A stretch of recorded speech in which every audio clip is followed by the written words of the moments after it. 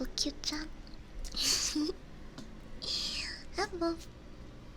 Happy Wednesday. Welcome to Scary Bedtime Stories with your stinky dog.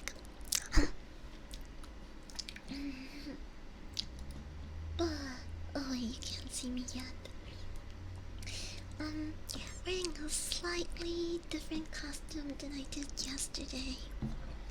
Just to kind of change it up. Ready? Wait. Hi. I have some links to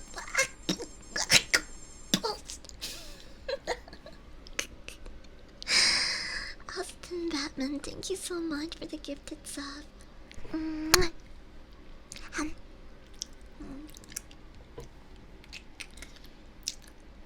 But are you guys ready? Because today we're also gonna talk to ghosts. Maybe. I'm not sure. That seems kind of dangerous. But before we start yapping, I just want to take a moment to say hi to you guys. Hi, hello. Coop is back. Welcome back, Coop. Das Green 999, thank you for the follow. Hi, Tim. Hi, Amber, Luffy. Hi, Bust. Hi, Oops. Oop and B for big boy. You can smell this. Hi, Stabs. Hi, Austin. Welcome in. I just came back from running some errands and I re-upped, so I got new dabs and concentrate. I got this is the type of concentrate is called crumble, and the strain that I have is blueberry cake. Blueberry cake. I don't think I've specifically had this strain, but I really like blueberry strains, so I'm excited to try these dabs. Hi, May. How are you, sweetie? I hope you've been having a good week so far. My stare. I am a good demon, that's me. Hi, Psycho. Welcome. Good afternoon. Coordinator. Stare. You wanna have a stare off? I'll win. I don't have to blink. Wait. Actually, I might have to blink. I'm not gonna blink. I can't do it. I give up. And 90-second ad break is starting. I'll see you guys in a bit.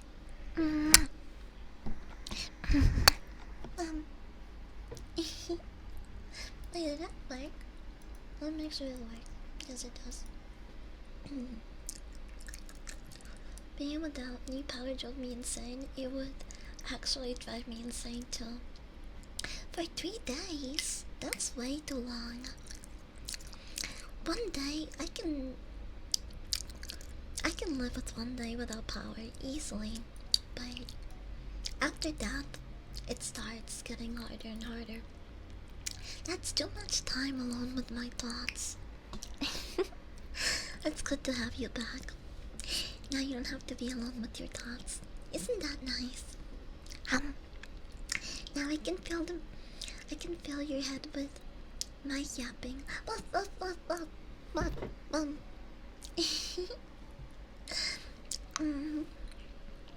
Anyway, excited to try these tabs, so I think we're gonna start with the tab. put this? Let's see, how do I clean this? I'm gonna mute for a second.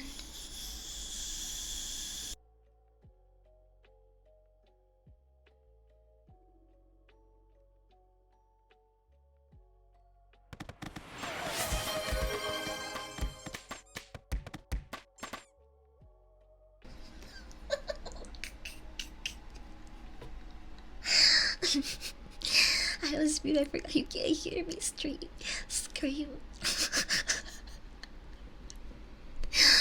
I got abused by those bits, holy shit. Thank you for the biddies, go.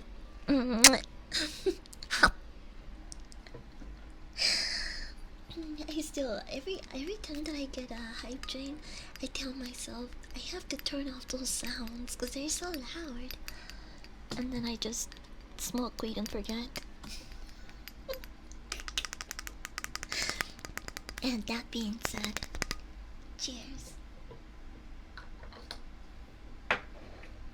Oh wait, actually, maybe I should start with the hit and then take a dab. I don't know if I want to start the stream. What? I don't know if I want to start the stream like that. Plus, I can always wait to see if more stoners will show up so they can take a dab with me and I'm not alone. But right now, I think I'll just start with normal hits. Ow, sounds so grinded already.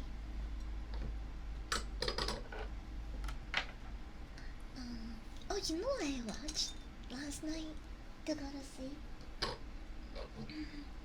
I was feeling something spooky but kinda wholesome. So I watched Corpse Bride. I actually hadn't seen Corpse Bride in years. Since I was a kid, I believe. I know some people say it's like a really good movie and it's their favorite movie, but I don't know. As a kid, I think the only movies that I would watch on repeat were like Toy Story movies. I saw the Lion King movie a lot. Which other movies? I can't remember. I watched the Hercules movie a couple of times. But just but just movies like that. I really did like Nightmare.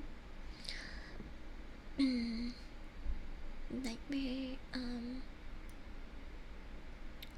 Before Christmas, is that what it's called? I really liked that movie, but Corpse Bride never really stuck with me, I guess. I only watched it once, and then well, once I watched it last night, I really I fell in love with it all over again. I love the animation. I don't know if it's stop motion or like 3D animation, but it's so well done. And I think it was really goofy how he ended up in that predicament. He was practicing his powers and put the ring on a tree branch that happened to be her finger. Yeah, she was really cute though. Like, I would have married Corpse Bride, but it was really sweet that she ended up giving the human girl a chance to, marry. I keep forgetting his name. Sorry. Hi, Mike. Good afternoon. Perfect timing. We're about to take a hit. Cheers. It's stop motion? Oh! Okay, yeah, that explains a lot. It's really well done. I feel so bad for her. And I actually didn't, like, I remembered very little of the movie. So, when they revealed that the girl's new spouse was going to be the guy who left her, who stood her up all those years and left her to die. I'm pretty sure he like organized to kill her, right? Spank. I'll just spank after the hit. Come here, Stinkies. Open up. Open up. Say ah.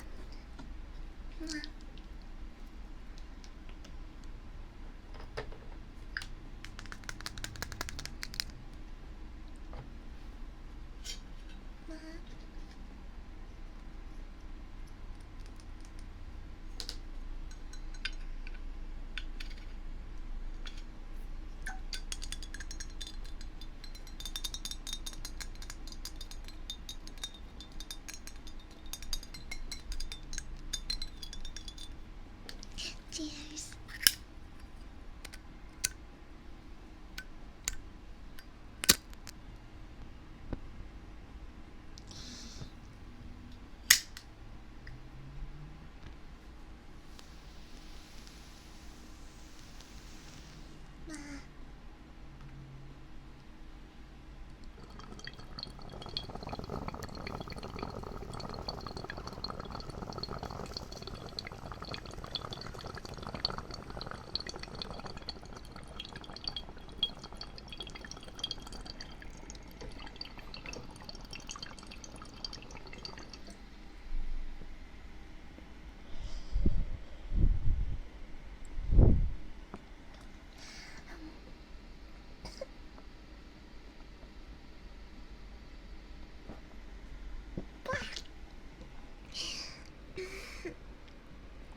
Try not to clap.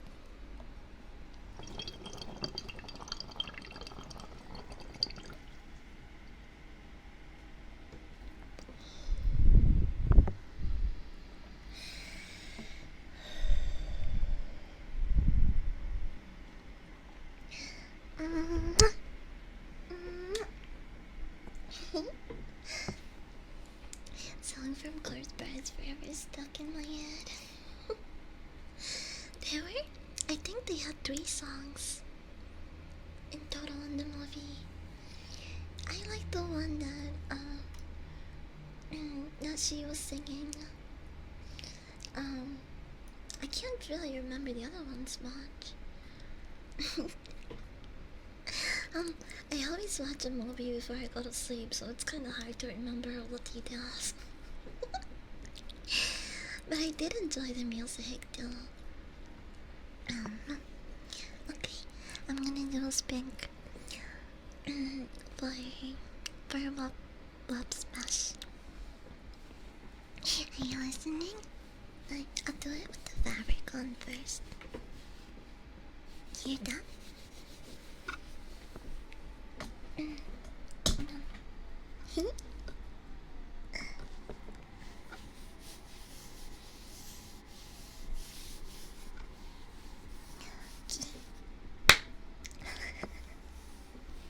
It's not that bad.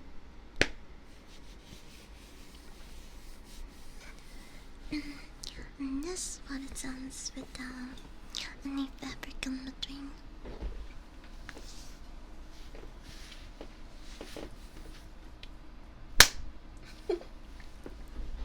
Wait. One more. There we go. Now that one had jiggle physics on it. The song Victor plays on the piano. Oh, and when they play his duet, yeah. Oh, yeah. That was a really nice moment. And Victor was a falling in love with Corpse Bride, it seemed like, especially after they shared that moment. I was starting to feel bad for, I think her name is Catherine. I don't know, but the human girl, I was starting to feel bad for her because I'm like, holy shit, I think Victor is gonna forget about her. And the same thing is gonna happen to her that happened to Corpse Bride. She's just gonna get stood up. But I'm glad it ended with Victor marrying the human girl. Because I think that is like way too much of a sacrifice for someone that you just met. But Victor was like, it was kind of hot that Victor was willing to do it. I love a quirked up weirdo that's willing to do anything to be with me. Thank you for the stretch reminder. Also, this is really random enough topic, but I started watching the NXT event. Oh my gosh, we had Triple H and Shawn Michaels sharing a stage again. I was screaming like a fangirl. My dog was staring at me like, what the fuck is this bitch? Why is this bitch screaming at the screen? It's just... it's so nice to see them together. Even if, you know, you're not gonna have a match or do anything that's DX related. It's just cool seeing them together. I hadn't watched any. I mean, besides the previous event that they had, I hadn't really seen any NXT events. So, I actually hadn't even heard Shawn Michaels' theme song in a long time. The crowd was so hype, and for their event, it looks like they had a big, event because NXT matches are usually smaller, like you see around, and it's not as big of an audience as like Monday Night or SmackDown, but that event had a huge audience. Good for them.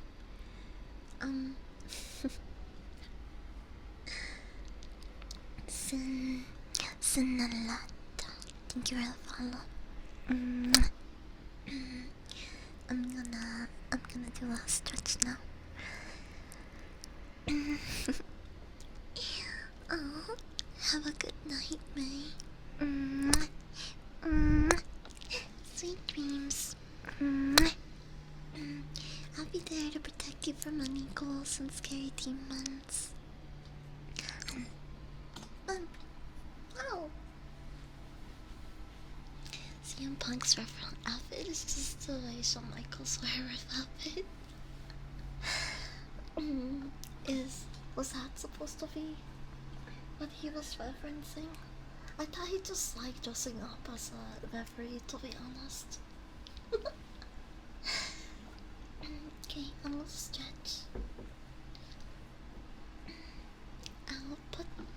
I'll put the gain up a little bit so you guys can hear all the bone cracking and locking and smashing. Maybe too much.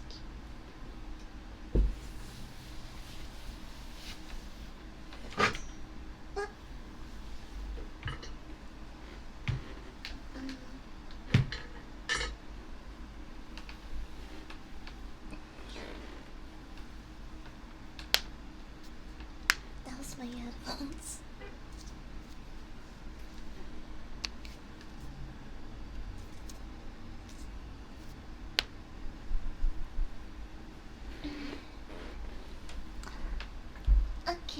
toes.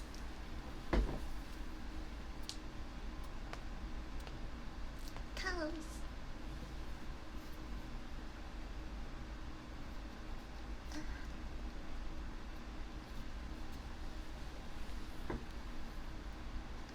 I can't crack my toes.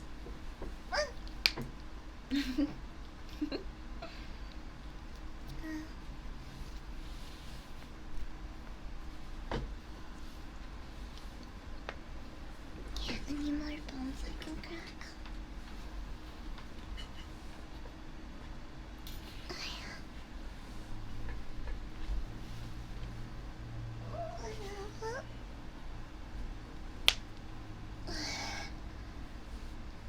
That felt good. Okay, one more.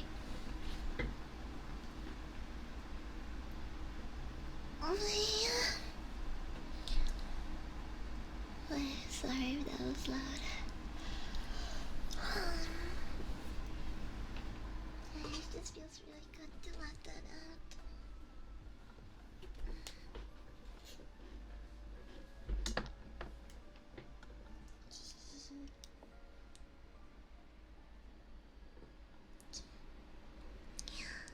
I put it up just a tiny bit.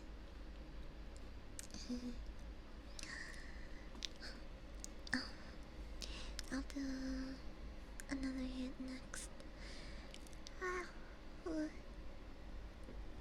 Hey Joker.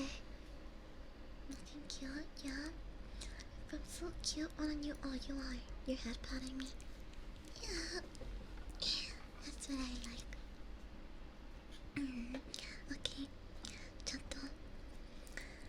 If we keep going like this, I'm going to jump for as long as you let me without getting to the scary stories, but the fact that I'm holding this candle just reminded me that that's what we were supposed to be doing.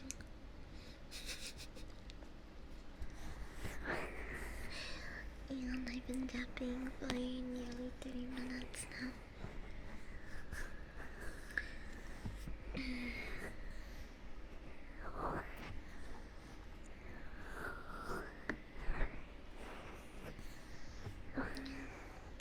Today, I might stream less than usual because I got my period. I got my period last night, and I woke up with cramps.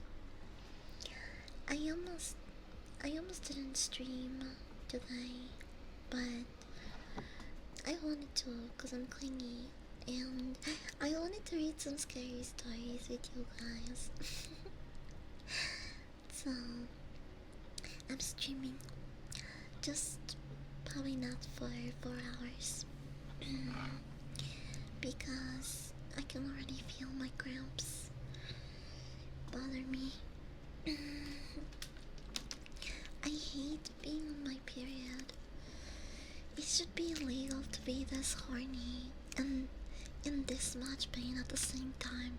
You know what that makes for? That makes for a fucking monster. Because you're annoyed since you're constantly in pain, but you're also horny. And so, like, it's a lot of emotions. I feel like it's too overstimulating sometimes to have to go through these motions, you know, once every month. Well, yeah, why did you put me in horny jail for? Because I'm on my period? Huh? Because my body feels the need to procreate? I can't do anything about that, huh? I didn't ask for this shit. You think I asked to bleed out like a like a gutted animal for days? Also, this is just further proof that women are actual demons. Like, How can we trust something that bleeds for days without stopping and it's not dead? Think about it, guys. Any normal human being would have been dead, but women just fucking. They just go on about their lives. And that's something to watch out for.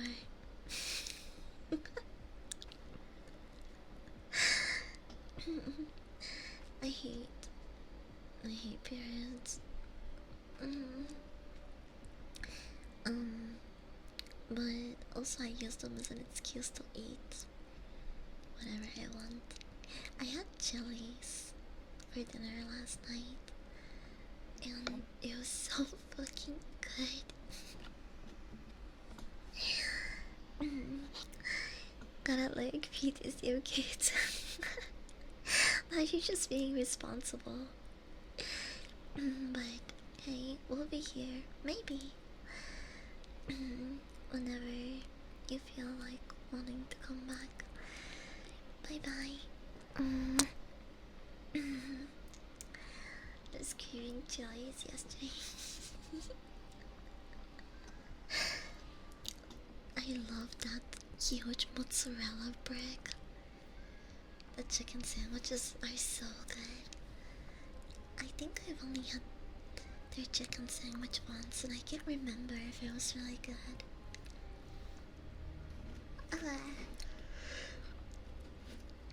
I like their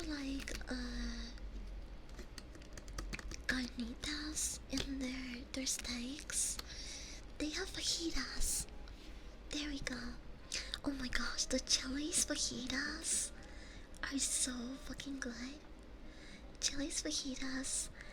And if you ever go to Chili's for your first time, I highly recommend that you get the triple decker, the appetizer.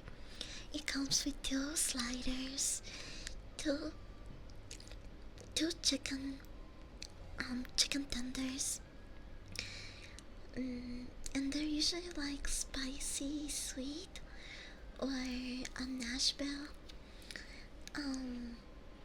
You just have to specify. And then the mozzarella sticks, the two huge mozzarella bricks. That's what the triple decker comes with. It's so good. I always get it. The Applebee's. I haven't had Applebee's in years. It fell off. AD, thank you for the follow. Alright, you sweetie. My sandwich was just really juicy that day when I went to Chili's. In my opinion, I think Chili's is way better than Applebee's. Applebee's is cheaper. Wait. Actually, I think they're both really cheap when it comes to pricing. They're cheap and they have decent food. Because the triple decker, I think it's like under 20 bucks. And that feeds, like, you'll be full with that easily. My heart belongs to Taco Bell. Hey man. Taco Bell is my go-to, but there's times where even I don't wanna. I'm Taco Bell'd out for the week. I think my limit is twice a week. If I have it any more than 3 times a week, it loses its magic. You know? We can't have that. Kind of, I understand why the nacho fries are a seasonal item. Like, and that shit gets tiring. I don't know, there's something about them that if you have them for too often, they just get boring and they don't hit the same. But every time that they come back, it's like they just get better, or like you miss them. So I think they're doing a good move with having those be seasonal items. I still haven't tried the giant cheese set. I never really did like cheese sets growing up. I ate them as last resort if I was really hungry. Because they were given to us for as snacks in school lunches. It was either Cheez-Its or some sort of graham crackers that were called Scooby snacks. I went to an actual school for dogs. They were out here giving us Scooby snacks. It was Scooby snacks and a carton of milk and an apple. That was usually like my public school snack. There's a little goldfish. Oh yes, yeah. The smile that smiles back. Wait, the snack that smiles back. That's what it was. I like goldfish. They have a really good jalapeno and cheddar mix flavor. Oh, it's my favorite. I don't even like the normal goldfish anymore because of that jalapeno one. It's like once you have it, you can never go back. Do you guys have a favorite fast food joint? I think my go-to is really Taco Bell. After that, I don't know if are restaurant chains consider fast food? Like what you guys call Chili's and Applebee's fast food? Because they do have like some of them have to go and even like drive-throughs. I'm pretty sure that it varies on location, but my hometown has a to-go section for Chili's and their Applebee's, so you can just order ahead and go through a drive-through and get Chili's and Applebee's. So I think if it has a drive-through, I think it's fast food, right? Yeah, yeah. Sort of in between. I think it's just like a tiny step up from like McDonald's and Taco Bell, but it's not much different. So yeah, I would still consider them fast food, just maybe a little bit higher quality fast food. You guys got me thinking about Applebee's now. It's been years since I've been to one. Like going to Target versus Walmart. Exactly. Although, I feel like, well, I mean, that's everything, right? Because of inflation, but I feel like Target is getting to, like, expensive range. Like Whole Foods. In Whole Foods, prices haven't really, like, gone up much, I've noticed. So a lot of places are catching up to them. Like Trader Joe's, Target. Those places used to be a lot cheaper. And now when I go there, I'm like, what the fuck? This is like Whole Foods prices. I might as well just go to Whole Foods. But I don't know. This is how it is, I guess. It fucking sucks. I was supposed to do some shopping today, and I'm going to regret it tomorrow when I'm looking for waffles in the morning. But I just hate doing anything when I'm my time of the month.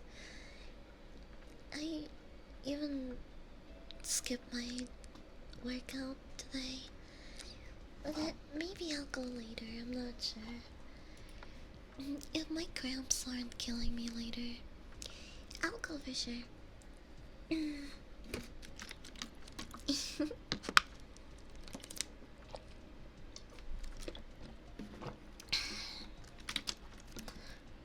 Remember when you could get like 24 eggs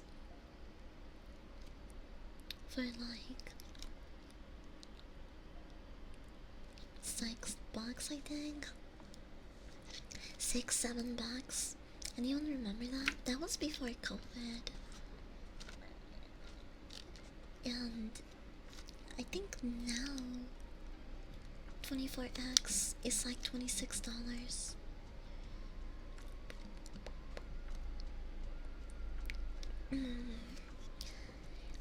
I try not to like, it's so depressing because I know I have to eat. So I don't even bother complaining or looking at the prices for shit, for some stuff. You know, like, if I know it's good and I know I'm gonna eat it, I'm just gonna buy it. It sucks everything went up pricing. You know, the stuff that also we don't even need. That's just like commodities and stuff that we like cookies. Do you guys remember? This might be, I think the company started out on the East Coast. So I'm not sure if you guys are familiar with them, but the Tate's cookies, they're a brand of cookie, and oh my gosh, they used to sell a bag of Tate's cookies at Costco for like $8, and now they're $11. And not only are they more, but the cookies are smaller. They fucking shrunk down the cookies. So they raised the price and shrunk down the fucking cookie. Get me out of the simulation. That shit is just depressing. Yeah. Probably take a rest day just in case. Yeah, I will. If I didn't feel good enough to stream, I wouldn't. Don't worry.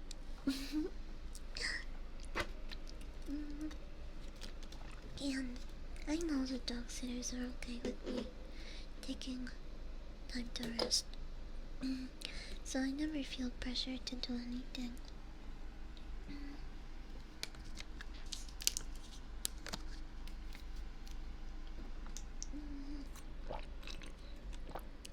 Speaking of pressure, I talked about this briefly yesterday, but there's some new changes to Twitch where raids now will contribute to partner requirements. So you're going to be seeing streamers get their partner status a lot faster now, which I think is a great it's a great idea and incentive. And apparently it was a thing that they kind of brought back anyway, because a couple of years ago raids used to count towards your average viewership. What? I need a burp.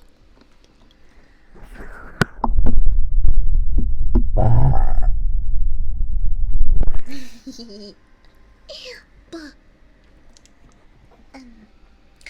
but apparently this was a thing years ago. They just took it away to make the requirement 75 plus consecutive viewers on your own. Yeah.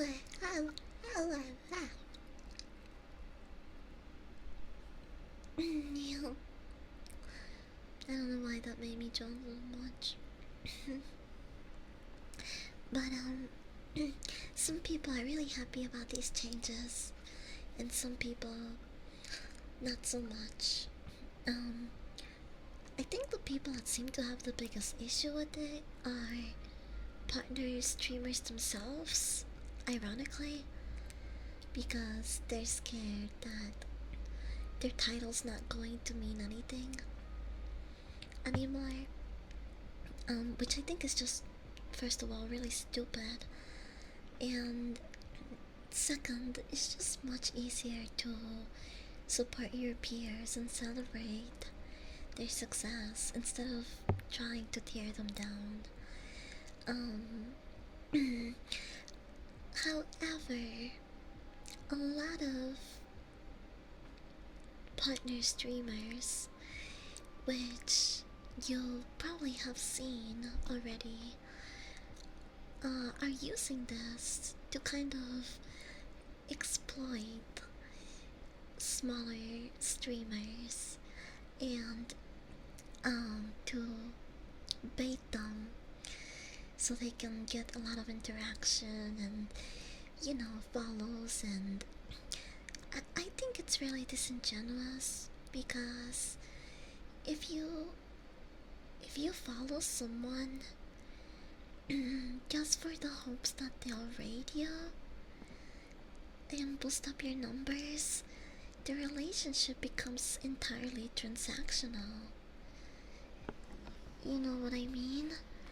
At that point, you both know that you only followed each other because of the hope of a potential raid and boost of numbers. Nobody likes being used, whether, you know, you're a small streamer or you're a big streamer that people just want to use. Nobody likes being on that end of things. So I think it's really stupid and annoying that I'm seeing a lot of bait posts like that on social media now, specifically Twitter. I don't think, I'm sorry to burst anyone's bubble, but just think of it this way. If a big streamer asks for smaller streamers to interact with them so they could raid them, and you see that the post has like 50 plus answers, in some cases up to like 200, do you really think that that streamer is going to look through every, or is going to follow every person interacting with them and rating them? They're not gonna do that. I'm sure that some of them might not be all talk. Maybe there's a couple of streamers out there that, you know, don't have any selfish intentions and they're not doing it for the interaction, and they really do want to boost and help other streamers out. But they could very well be doing that without having to exploit and use the changes in the news as a way to get more eyes on them. You know, if they wanted to like raid smaller streamers, they would be doing that already, wouldn't they? Or is that, or is that just too real, or too logic of a question to be asking? Because I think it's kind of fucked up to exploit people's feelings, especially smaller streamers that are, you know, hopeful that you'll give them a push. Um, any, and it's just like a reoccurring thing on Twitter that it's not very. It, it translates in a lot of different ways. I think some people are just too good at this. It's like, here's the formula to getting a lot of interaction, and they don't care if it's good or bad. as long as it's just some sort of interaction, right? But I think the formula that they use is they select a group of people and they just use their feelings and exploit them for gain. And when I mean they use those feelings, it could be any type of feeling, whether negative or positive, and it doesn't seem like it's genuine. Just, it always seems like people just being opportunists. Trends are different, right? I don't have a problem with trend posts. Like, everybody does trends, who cares? But when it's stuff that exploits people's hopes, feelings, dreams, any any sort of post like that just rubs me the wrong way. That's why it's always it's always a good option to spend as little as time possible as you can on Twitter. As entertaining and um as entertaining as the zoo might be, you know? I'm definitely a part of the zoo and I do my own bit of entertaining, but it's just not a good place to be constantly. And I do feel bad for the people that fall for these things.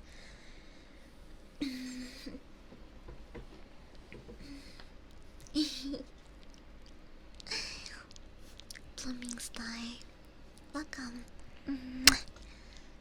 Sorry, I missed your redeem. I was yapping a bit too much there. Bacon Master, thank you for the follow. Okay, I'm gonna do Thigh Smack. Wait. Keep having me to undo these. Ah.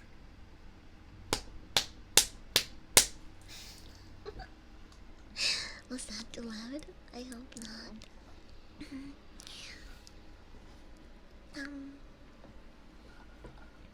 Discord is the place to be. It helped me out in this shit. That's why I like to keep my Discord pretty comfy, cause it's like my second home away from Twitter. You know, on Twitter people can just post whatever they want. I don't give a shit. It's their account.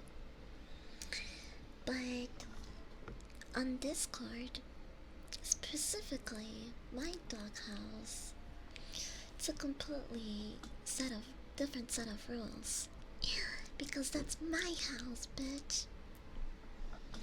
And if you walk in and are rude to the dog sitters and brush it off as, oh, I'm just being sarcastic, or, oh, that's just the way I am, I like being edgy, oh, what's wrong with a little bit of teasing? I don't give a shit. I'm just going to bonk you because I don't know you that well. And if I don't like the way you behave around dog sitters, I'm just gonna kick you out. It's just really baffling to me how some people join communities and they, first impressions are a thing, and that also applies online. Think of any real life situation, right? If you walk into a party as a guest and you start being a rude or sarcastic a-hole to people, how do you think they're going to react? You think anyone's going to be nice to you? No, they're going to be sarcastic back, or they're probably going to not like you very much because they don't know you. Um, and I think sarcasm and being edgy and making jokes around people is fine. I don't have a problem with that itself. It's just the people that walk into a room full of strangers and do that. Like, and then they complain that nobody likes them. Well, no shit, nobody likes you, fucking dumbass. Because you don't know how to treat people. You don't know how to interact with them. And when someone tells you that you're being rude, you should take a moment to like look at yourself in the mirror, not brush it off and be like, oh well, I just like being a sarcastic asshole, it's just the way I am. Okay, well, have fun having no friends and being sarcastic in a room by yourself. You know what I mean? It's just so fucking annoying when people act like that and then they pretend that they did nothing wrong. Usually I try to give people the benefit of the doubt, and if I see something that I don't like, I'll point it out in the hopes that they can better themselves and not do that thing again. But if they just brush it off and continue being an asshole, then I'm not even gonna give them a warning and just kick them out. I think people just need to learn how to read a room. And the doghouse is a place where you guys are supposed to be dog sitting me, not the other way around. I don't want to be looking after anyone and babying them and making sure that they're getting along and being polite to people. I'm just a dog. I should be hanging out, biting stuff, and having a good time. Alan, Jojo, hey, thank you for follow. Artos Gold, thank you for the follow. Welcome in. It's hard to come back from a bad first impression, especially when you're being a dick. Yeah, exactly. Like, I don't mind edgy jokes and in like sarcasm, but I gotta know you a little bit, and you definitely have to know the dog sitters to some extent before you start dunking on them. I recently like kicked someone out from the doghouse because they were rude to one of the dog sitters, and I told them that I didn't like their comment, it was rude. They brushed it off, and then I gave them I gave them the benefit of the doubt to see if me talking to them and telling them that they should treat people how they want to be treated, if it was going to resonate with them. But it didn't, because this morning they decided to make some stupid ass joke again, and I just don't have the patience to baby anyone and be telling them how they should be behaving in my doghouse. I don't even have like a strict set of rules. And all I really ask is that people are not an asshole, that's it. Like, just be chill. Just be...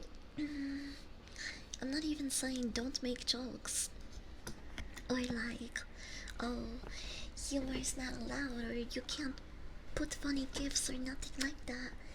But if you're not even funny and you're just being an asshole, There's no place for you in my doghouse. Sorry.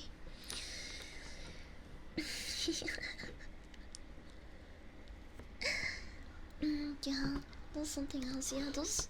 I swear, those are the same type of people that complain about others not being their friends and how they're lonely, blah blah blah. It wasn't even a joke, it was just rude. Yeah, exactly. And a lot of people just mask rudeness for jokes. And I am a big listen. I am a big comedy enthusiast. I love a good joke. I have lost friends because I've said that I believe in freedom of speech, but not freedom of consequence. You know, I think people should be able to make any jokes they want as long as they're not hurting or attacking a specific group. Like as long as you know, they're not taking shit too far, and they there is space for dark jokes as long as they're funny and the timing is right, which is very rare online. Like, usually it's people with really bad timing, or their idea of the joke is like some fucked up gif, or I don't fucking know what the humor is, what the meta is now. But if what I like about my Discord is that it's my house. So if you suck, if I don't like your jokes, I'm kicking you out. I don't care. You are free to make your jokes somewhere else. Flock of cows. Flock of cows. Thank you for the follow. Mwah. Why does that seem so familiar? Do I know your streams? Do I watch you? What the fuck? That screen name seems so familiar. But anyway, hi, welcome. Mwah. Comedy is sacred, and because words aren't themselves evil, what really matters is the person intent. Yes, thank you, thank you. Thank you. Flork is the sock guy. Oh! Oh! The sock puppet figure! Oh! Chat! Holy shit! It just hit me now. Yeah. Those comics are goofy. But I'm not very familiar with Flork content if I'm being if I'm being honest. But welcome in. I just got here, I don't know what's going on. Hi Pekko. But no, I actually agree with you. That take is really good. It's kind of what I mean by, like, remember when Bay, what's her name? Bay? She used to be Bishoujo, but I think she's independent now. Or Mythic? I'm not sure what agency she's with. But do you guys remember the time where she called her audience, and it wasn't a real, like, it wasn't a friendly matter. She referred to her audience as a bunch of retards, but then she said, "You're my retards and I love you." And it was like, it wasn't to offend them, or it wasn't to degrade anyone or make anyone feel bad. She was saying it in a very friendly manner. And then Twitter was like, "Oh my gosh, we need to cancel her. She's the worst person ever. She said the word retard. How could she? She is the worst imaginable person." And that's what I mean. Like, she wasn't saying it in a malicious manner. And why did, like, a group of strangers online paint her and make her out to be the worst fucking person ever over one word. Like, there's actual groomers and people that exploit others. You know what I mean? There's, like, actual menaces and bad streamers, and that entire cyber mob could have focused on those people, but they got so upset over one word that she said in a friendly manner with her audience. Not even to, like, the general pub. I mean, I guess when you become a streamer, it's not like anything could be between two people. I've learned that because sometimes when I'm talking about certain things with you guys on stream, I'll upload a bot to YouTube, and then people in the YouTube comments will be like, well, actually, blah blah blah blah blah blah. But, like, I wasn't talking to them, I was talking to you guys. Like, um, there's, we had a conversation about, the pick me grifter meta not that long ago, and I showed you guys some examples of, like, what these type of accounts look like and how hypocritical they are. And then someone on YouTube was like, well, actually, you're the same way because you are also complaining and putting down other other BTuber women.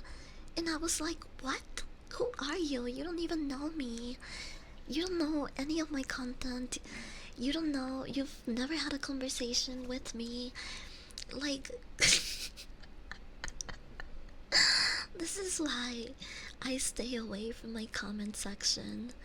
Because people just assume anything about anyone out of context, and they don't know the person. So, of course, that they see one clip or one instance and they can just paint that person how they see it at the moment, or how the media wants them to see them. Because I think that whole Bay incident was really stupid, and uh like, it's counterproductive. It just, like, why do you want to cancel someone that's just not, it's just not, she wasn't hurting anybody.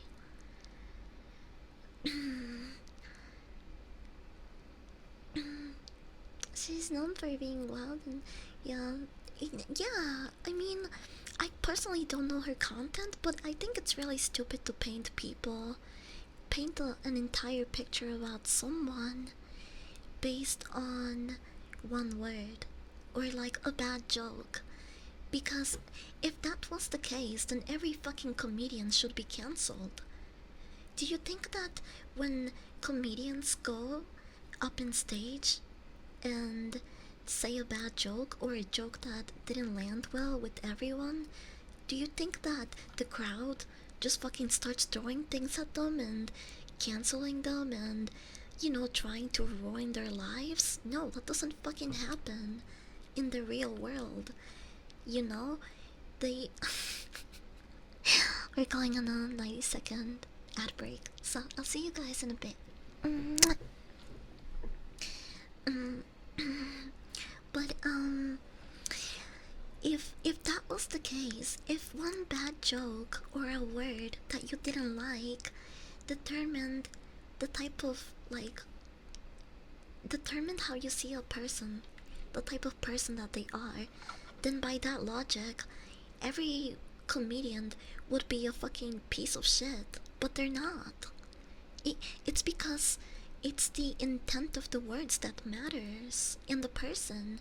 Like, every comedian that's made some sort of, like, joke about a certain group of people, or it has even made a racist joke, it doesn't mean that they're, like, racist. It doesn't mean that they fucking, like, they hate fat people.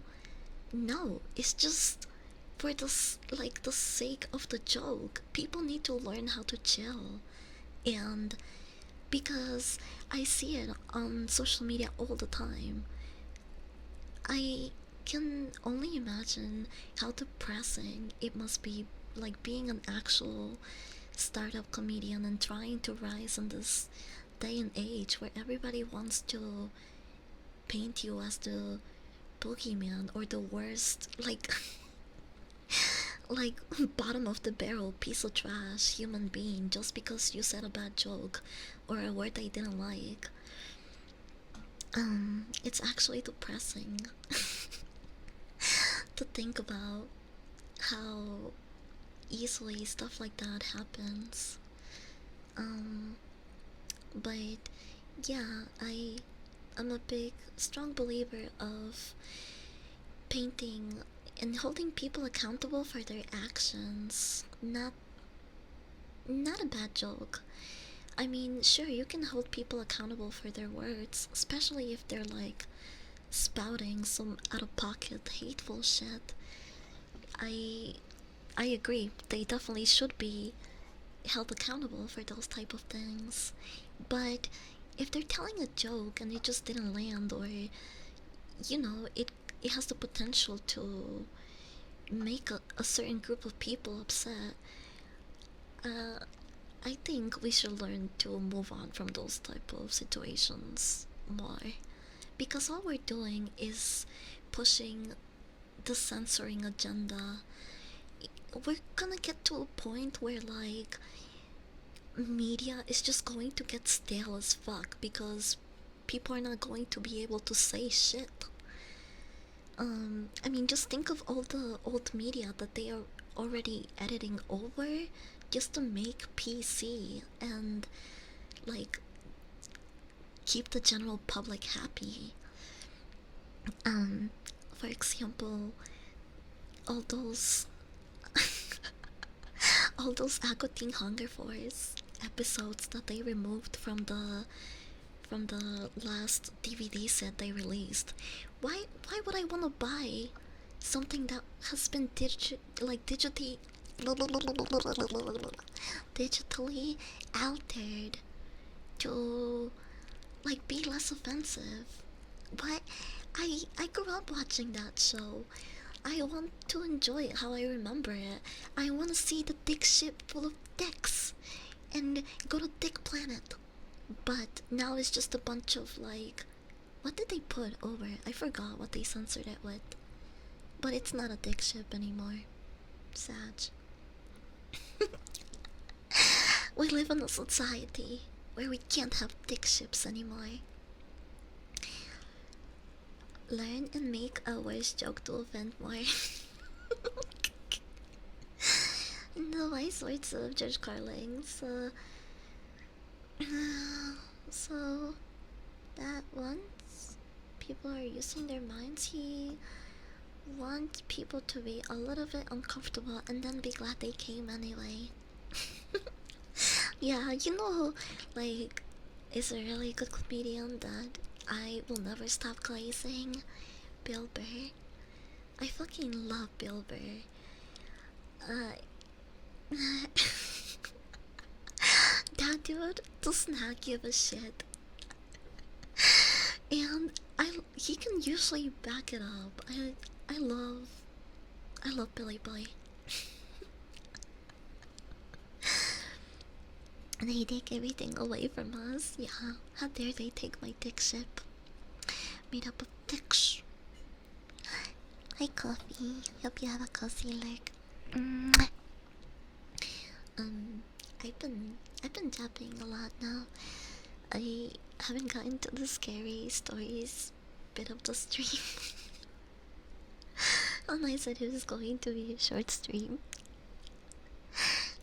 I was feeling some scary stories, chat.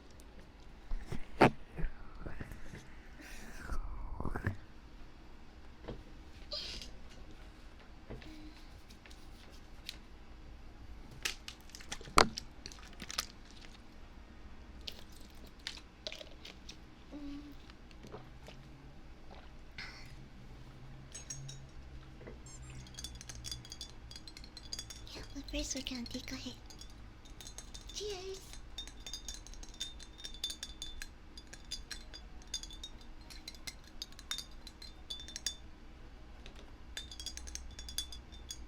let me get closer. Hi.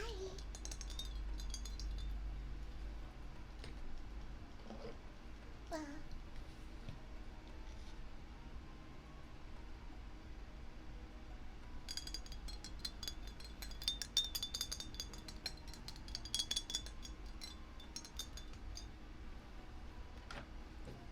Ready?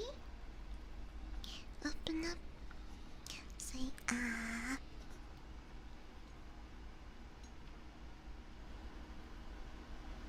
I'm go up.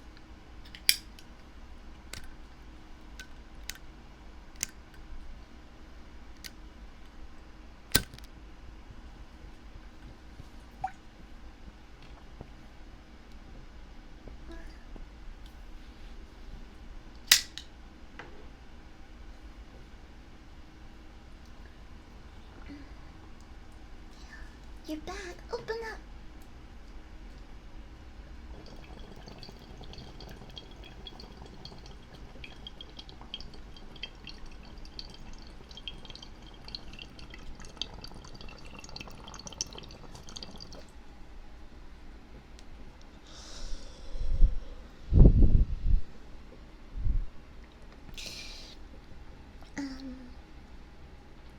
While you were gone, I got followed by a famous YouTuber, so my brain chemistry immediately changed. I am no longer the same person I was before. I'm too good to hang out with you guys now.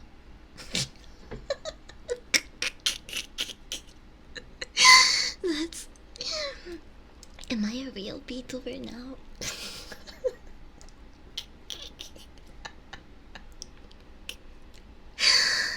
That's what a lot of people sound like. I swear, cloud is a disease. It rots people's brains. I have seen what, like, in real time, what gaining attention does to a motherfucker. And it's not pretty, you guys.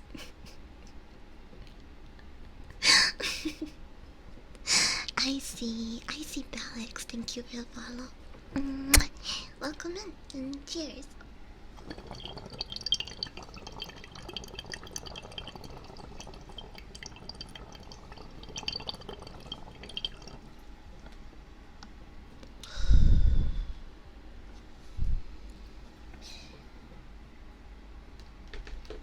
Now I have to take a screenshot of said famous YouTuber and post it on Twitter and be like, what? Oh my gosh, look who's following me, everyone. I made it. Wow, I'm so cool. Wow. I'm sorry. That's too harsh, maybe. I get some people get excited about that type of stuff. But one thing to remember is that we're still at the end of the day all content creators and human. Like, you know, I don't like to be glazed too much. You know, glaze me a little bit, but don't like fucking cover me up until I'm dripping in the glaze. I don't want to get lost in the glaze. I never want to get lost in the glaze, chat. If it ever comes to that, please hold me accountable. I only want to get lost in the cider sauce, not kiss ass glaze, please. Save me from the cloud brain virus. Noted. Yeah, if I ever post some shit like smaller streamers, drop your link, I'm gonna raid you. Just take me out on the back of a dentist and shoot me in the knees. Please.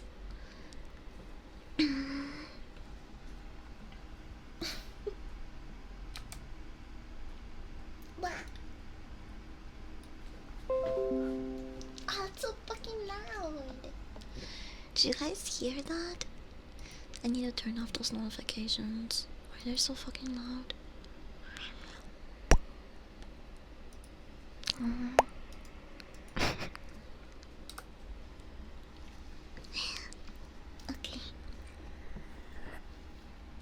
finish taking this hit.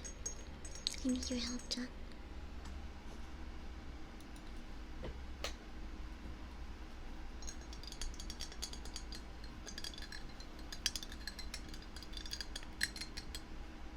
Open up.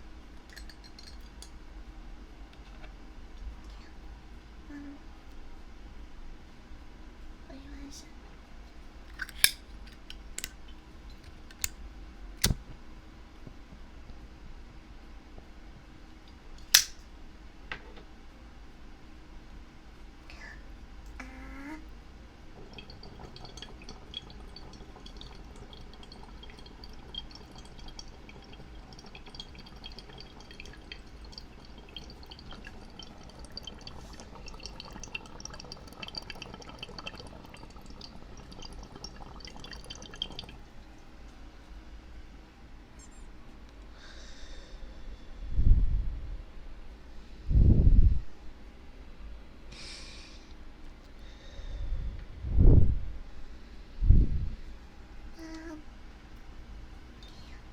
How's the rest of it?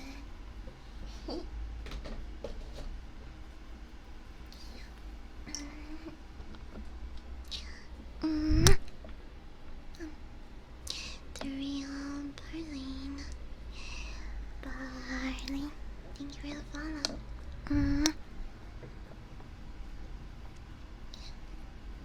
Okay. I have a scary mask. I want to show it to you guys, but I don't want to scare you. You're too used to seeing this cute puppy.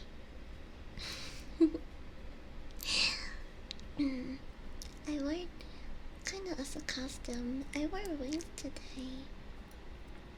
And I look so cute with wings. But you can see them better like that.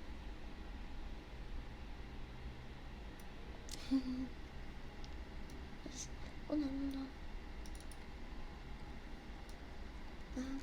I'll need that for later. I did say I did want to do a scary story, so let's do that.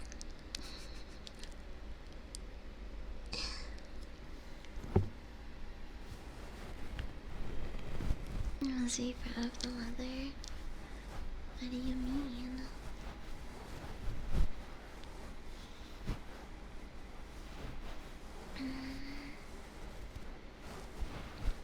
Leather's nice. I do have other outfits though.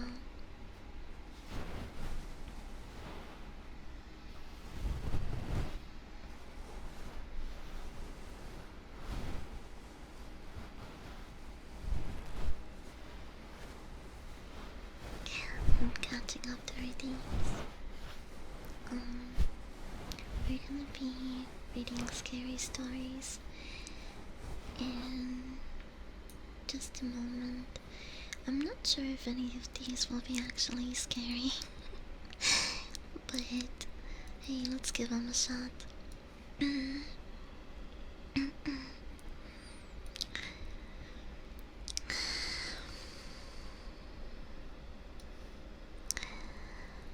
Cushion, thank you for the hydrate reminder. Thank you.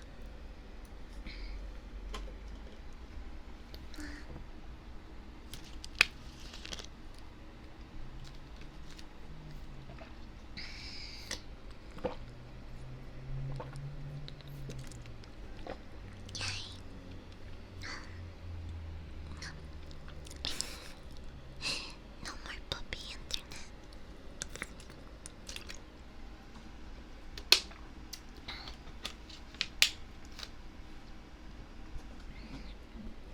Okay. Here's the story that I found. It's called The Scarecrow. And let's see. We are an hour and 23 minutes into the stream. So, for anyone watching on YouTube, this is where the scary stories begin. I just had to get all that jabbing out of the way. Also this burp. Watch out. Cover your ears.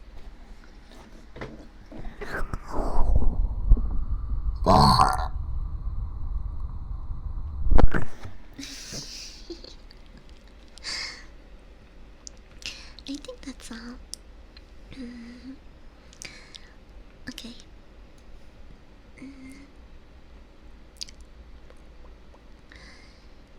This story is called The Scarecrow. Should get really close like this.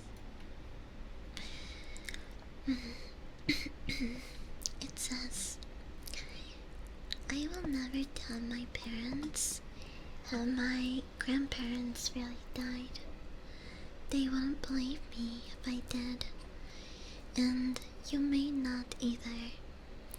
About a month ago, I had just gotten out of class when I checked my phone.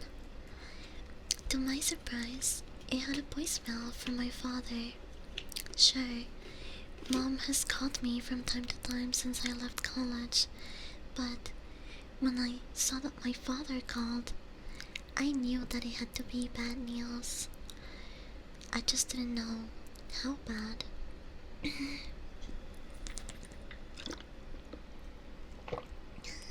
Hi, Sky.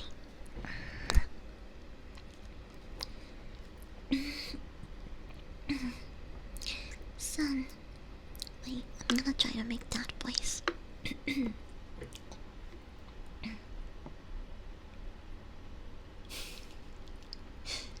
Son.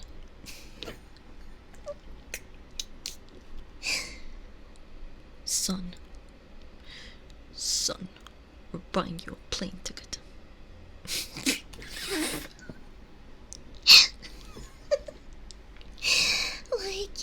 I can't fucking. Hold on.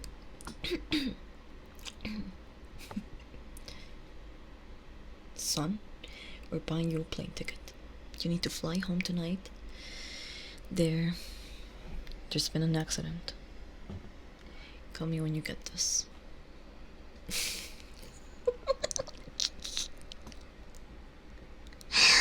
That's all the voicemail said.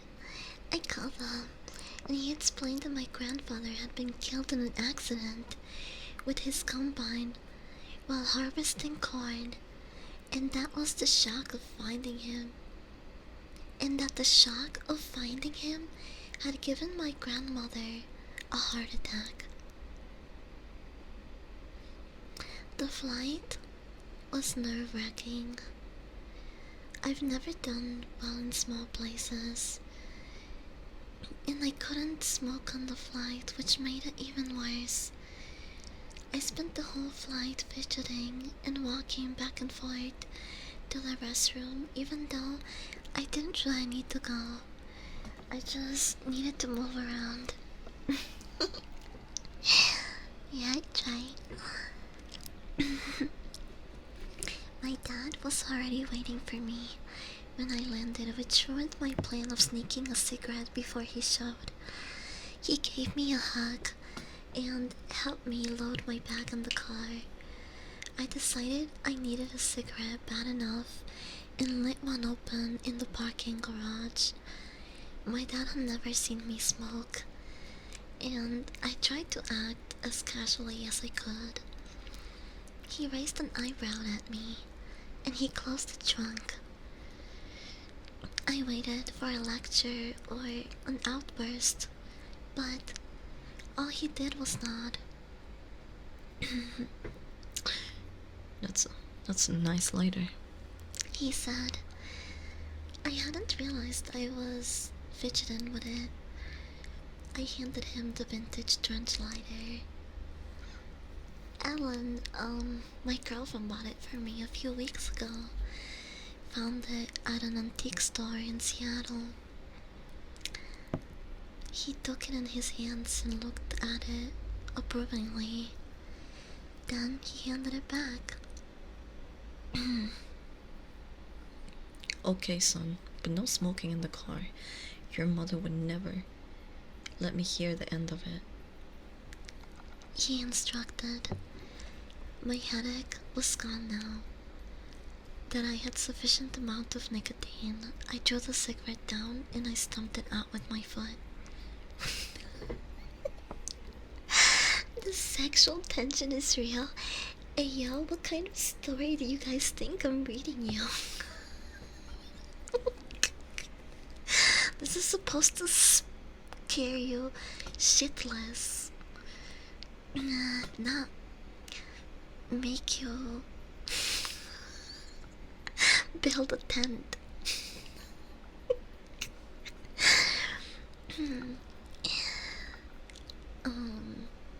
An hour later, we were at my parents' house. My mother greeted me with a hug. Then she stepped back and looked up and down. Your father used to smoke menthols too when he was your age, she said, and gave my father a smirk. Oh, that must be like not reassuring at all. Every person that I've ever known, just like as soon as they realize that they have the same traits that their parents do, they want to just off themselves. I hate being reminded that I can be a lot like my parents.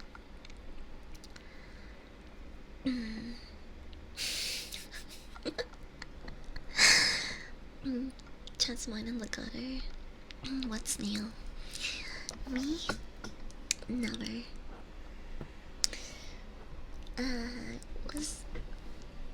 I wasn't sure if I was embarrassed that she had caught me or surprised that my dad used to smoke. He gave me a pat on the shoulder and walked into the house. We spent the night catching up on what I'd been up to while I was away in college. They filled me in on how their business was struggling, but they were keeping their head above the water. And then eventually my dad filled me in on the details of the funeral. When they had decided to do a closed casket on both of my grandparents, the injuries that my grandfather had received were apparently too gruesome for an open casket, and they did a closed casket on my grandmother so that people wouldn't ask why. The next morning, we attended the funeral. There were only a few people. My grandparents were in their 80s, and there were very few friends that were still around. Afterwards, we went back to my parents' house and we ate.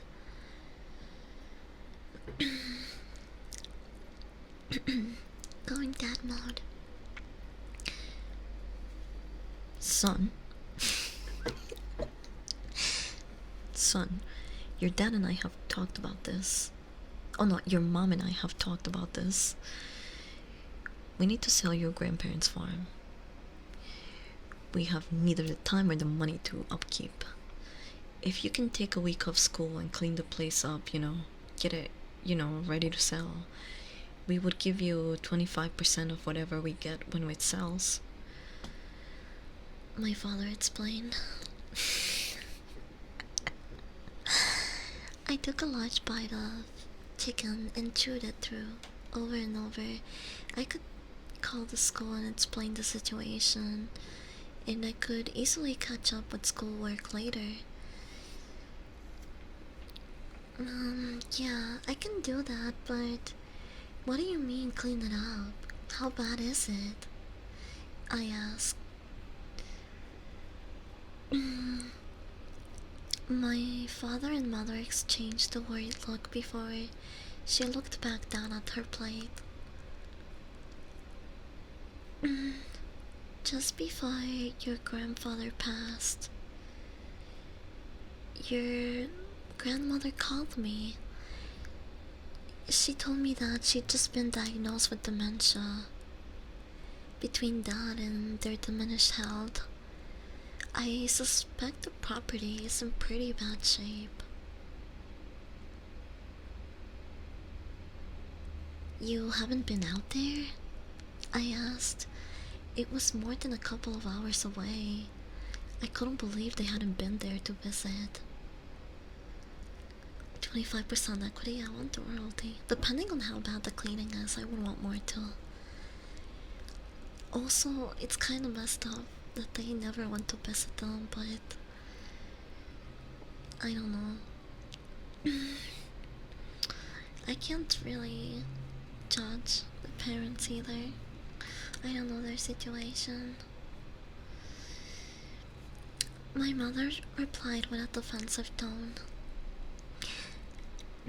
We have both been working 7 days a week at the shop. We had to let all of our employees go. Business is not doing very well. I nodded and I asked what the plan was.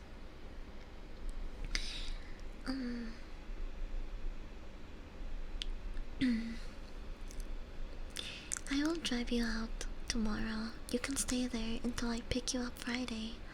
That gives you 6 days to get things boxed up. I already ordered the boxes. They will be delivered tomorrow.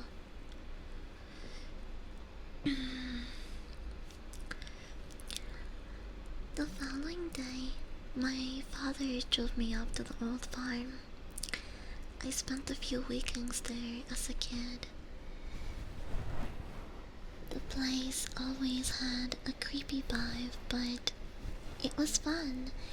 I could walk through the corn all day and never reach the end. As we pull in, there was this large scarecrow that stood. He said it! He said the title!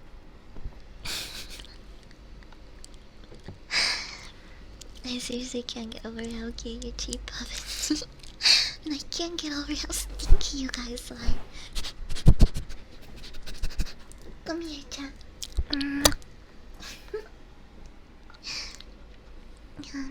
Hi, Rose. I hope you had a good nap. We're reading scary stories. Anyway, I'm gonna give you guys a quick rundown of the story. The OP is in college, gets a phone call from his dad about the passing of his grandparents, so he goes back to his old hometown to visit his parents and go to the grandparents' funeral. The grandparents owned, they manage an old farm, and apparently the granddad died in a very gruesome way while on the field. It might have been like a machinery issue, and the grandma died shortly after with what seems of a heart attack from the shock. So OP's grandparents are both dead, and his parents ask him for help to manage and clean up the farm so they can sell it. So right now,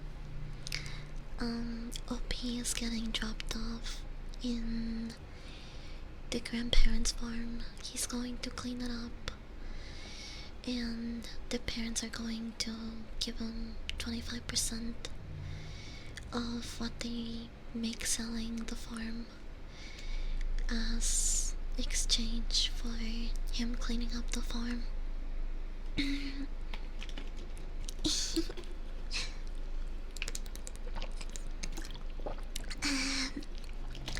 For someone who is very baked, I think I summarized it pretty well. But anyway, OP is getting dropped off right now. And welcome back. Mm.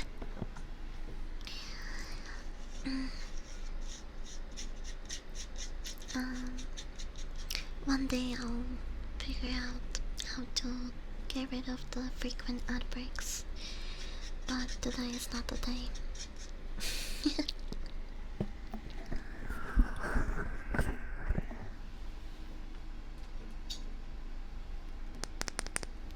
Welcome.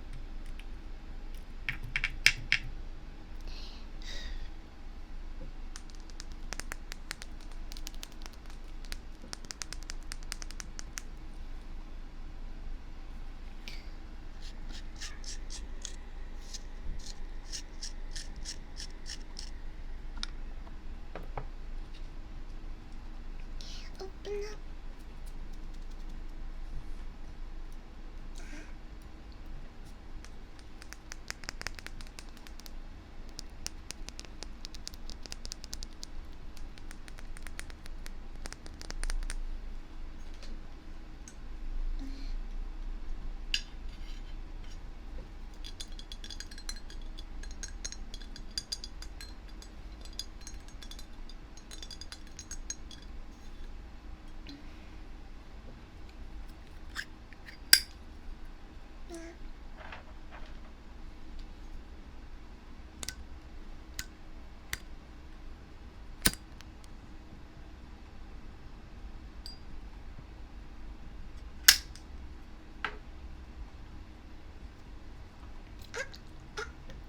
I turned it off. I hate it when that happens. Okay, no more baiting. Cheers.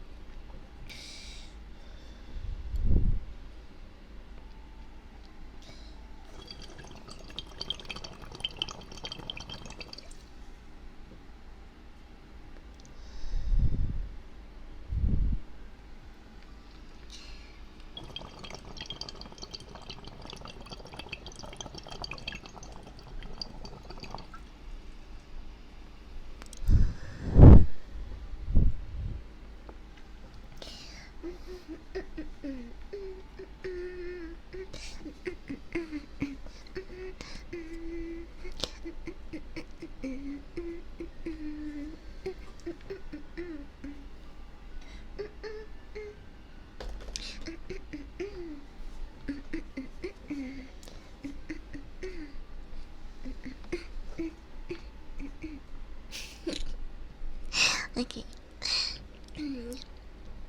I'll go back up a little. We'll continue the story. So, as we pulled in there, there was a large scarecrow that stood over the corn at the edges of the field. When did they get that thing? I asked, but my dad didn't answer.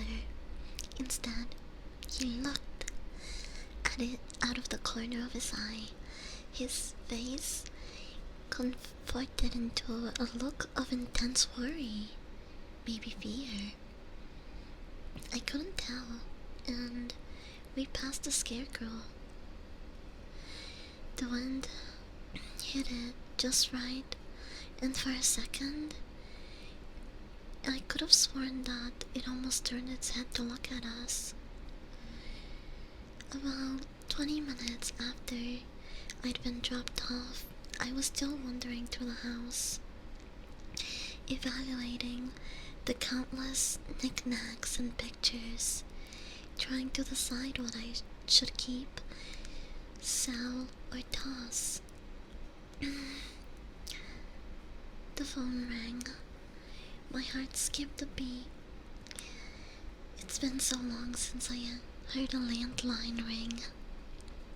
I thought it might have been a fire alarm. I answered it. This is Jim. I'm delivering the boxes you ordered, but my GPS doesn't work out here. Can you give me directions? The man asked. Head down Old Country Road, about 5 miles. Make a right at the 3rd road, I said. I tried to think of a landmark, knowing how big that was. And then it hit me. You'll see a scarecrow. Make a right at the scarecrow. The man thanked me and hung up. About half an hour later, I was washing the dishes in the sink and cleaning up the kitchen. My grandmother must have just set out lunch before the accident, because there were 2 plates of food on the table.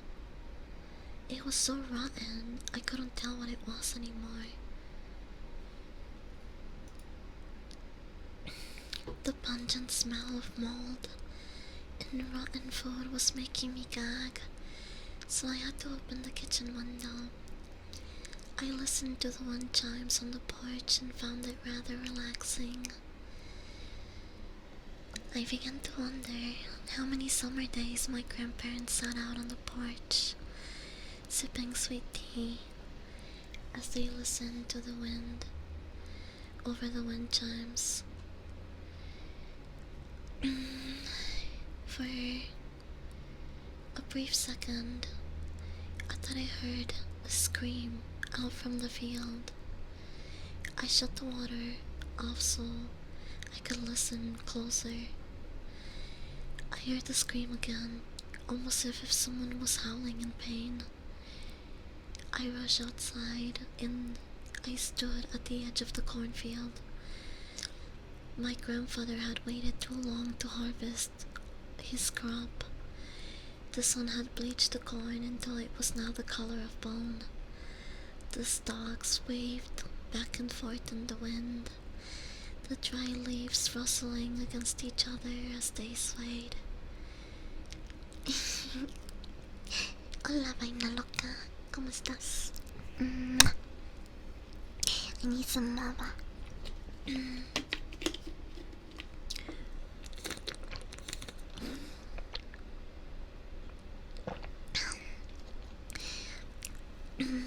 I heard the noise again, and I began to walk out into the field towards the noise.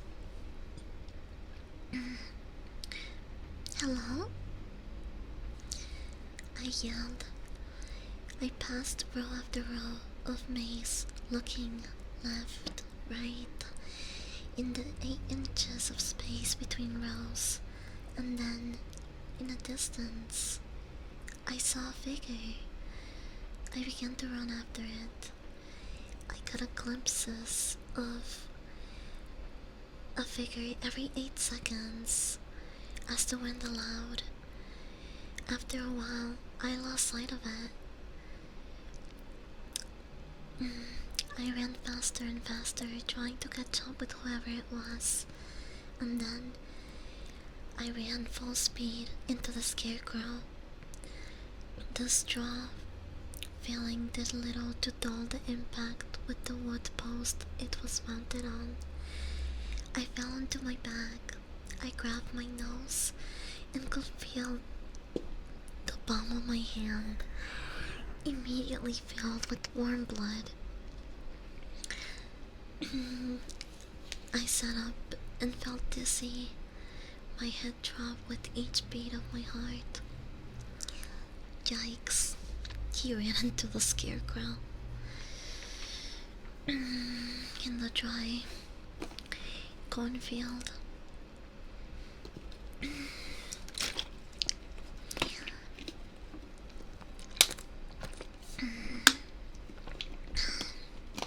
When I was finally able to stand up, I looked up at the scarecrow. It was probably 7 feet tall, and then another 2 feet off the ground. I was dressed in blue overalls and red flannel. The head was a burlap bag with a thick red string stitched into a jagged mouth and big black buttons sewn for its eyes. Then it was topped with a straw hat, stitched on with the same red string used for the mouth. The thing that was intimidating to me was the fact that it was 6'2". Those crows must be terrified of it, I thought to myself. That's a big scarecrow, what the fuck? That's... I would be looking up at that scarecrow. I pinched my nose to stop the bleeding and began to look around. I saw the scarecrow when we pulled in. There was no way I made it to the road already. I tried to hop up to see over the corn, and I couldn't see anything but more corn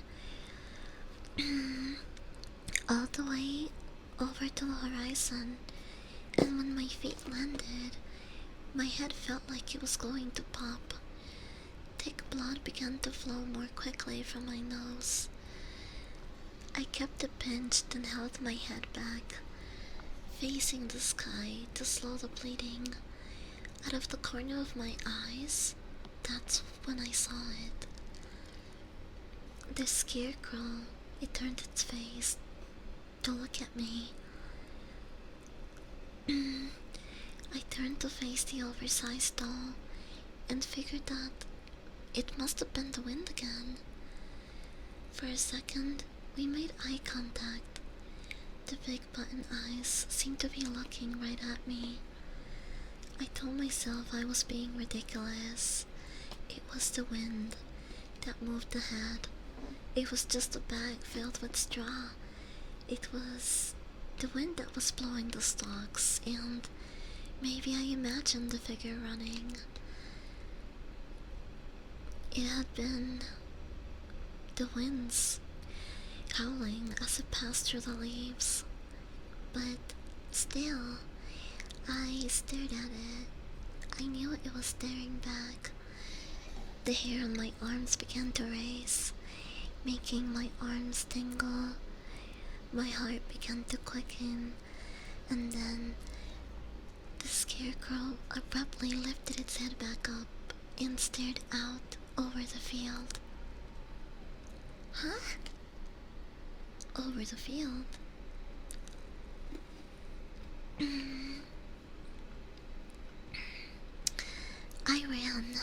I ran as fast as I could in the opposite direction. I stole short glances over my shoulder as I pushed through the corn.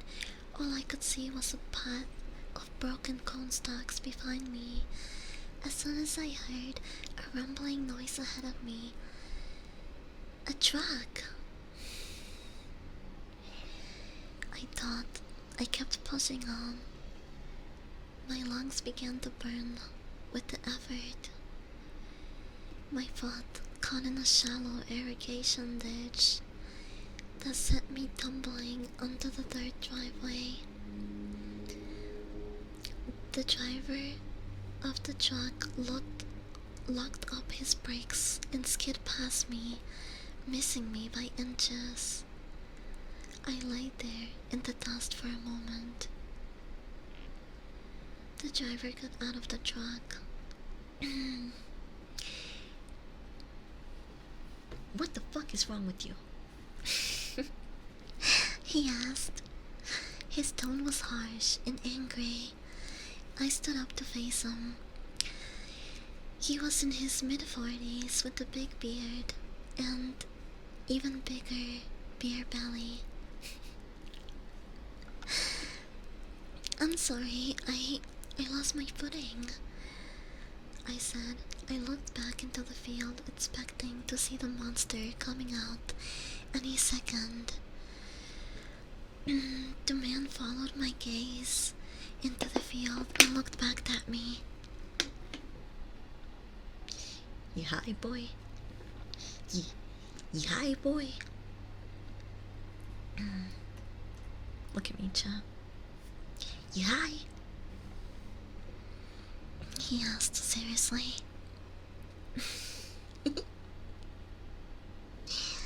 Hi, Miriam. Welcome. Bro and Strafer, what the Fuck is wrong with you? Yeah, he almost ran over the guy, but maybe from the trucker's point of view, it just seemed like he popped out of nowhere. So, I don't know. Like, he shouldn't be out where he could potentially get hit.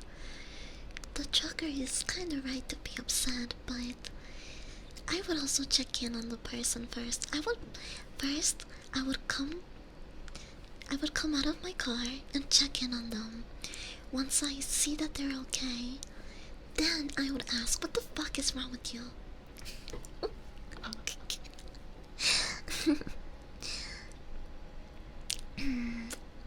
um,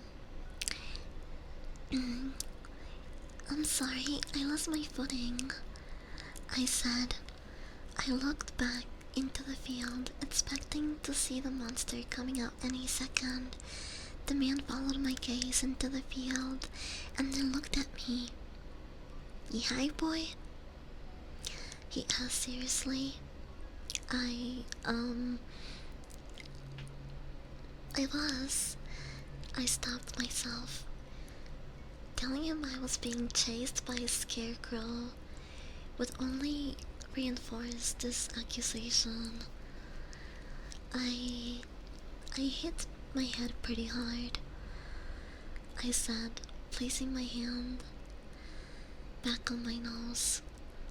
He nodded and then offered to give me a ride back up to my house. I would have been here. Okay, hold on. I would have been here earlier if you knew how to give directions. There was no scarecrow out on that road, he said. We pulled up to the house and began unloading the boxes he came to deliver. Oh. I'll be back to pick them up once they're full. Your dad booked a storage shed on the side of the town. You have about 200 square feet, so keep that in mind as you pack. The man said. He stared into the field.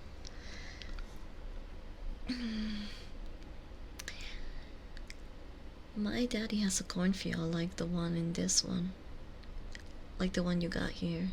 He didn't do half as well as they did here, actually.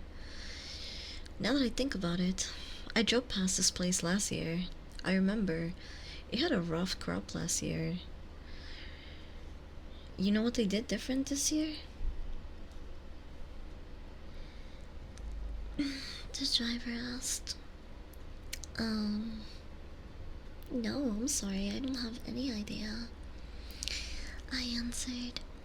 He nodded and spit. Wait.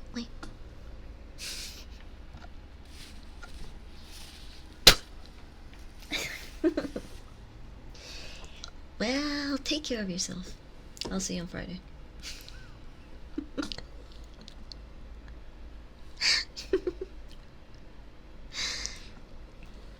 With that, he left.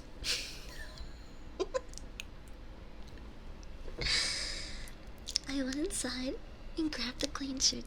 That spitting actually made my throat so dry.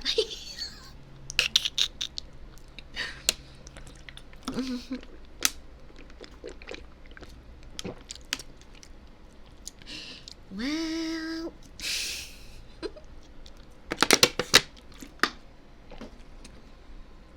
I should have made him sound like King Cow. I wonder if I could do a good King Cow. My bad. I couldn't warn you about that one, just kinda came up. I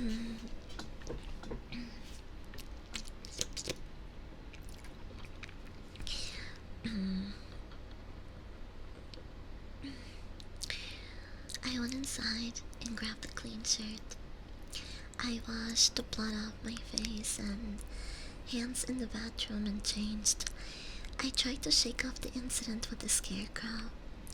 I must have been stressed out with the loss of my grandparents. I need a distraction, so I began to pack up the office downstairs. I was putting papers in the trash bag when I came across a letter my grandmother had written.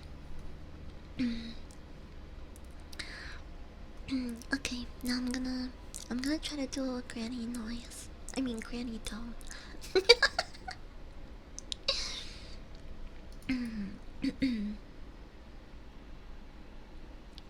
Sean, I need your help with your father. Dementia's getting worse.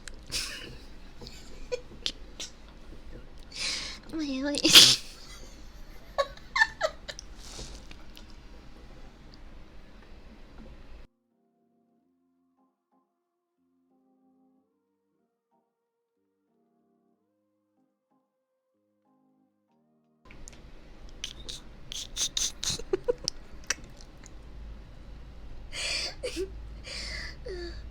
This is supposed to be a scary story.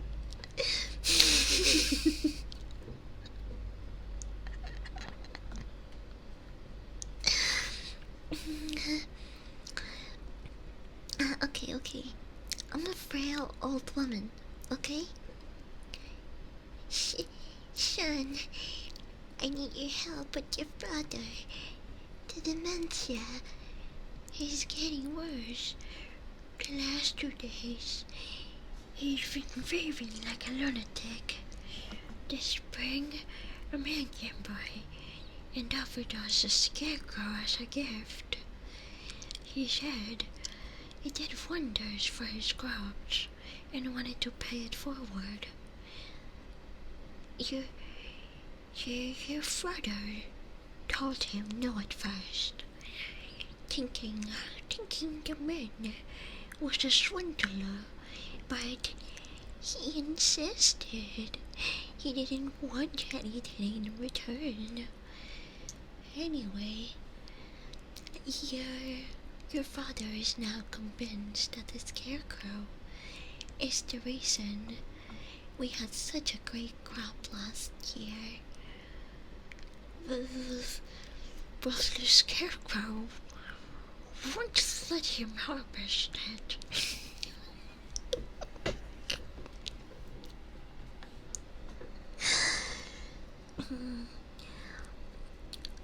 I've left you several voicemails about this and you haven't called me back. So I thought I could write to you. Please help. I'm worried about your father. Sincerely, Mom.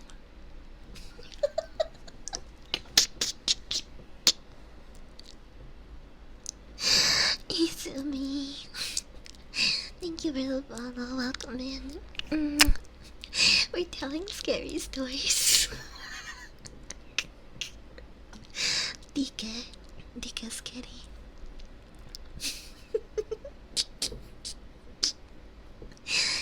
I put the letter down and sat in the office chair. I could dismiss my experience with the scarecrow as stress or an overreactive imagination, but my grandfather having similar worries about the same scarecrow? What are the odds? I thought to myself, I need a cigarette. Smoky sounds nice. OP is gonna smoke. Let's smoke too. I went outside to the porch and lit one up. I took a long drag and exhaled.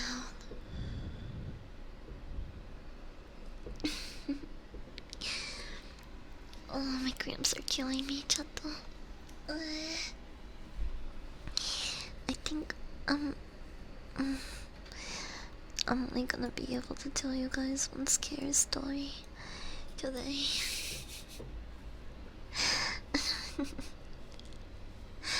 Because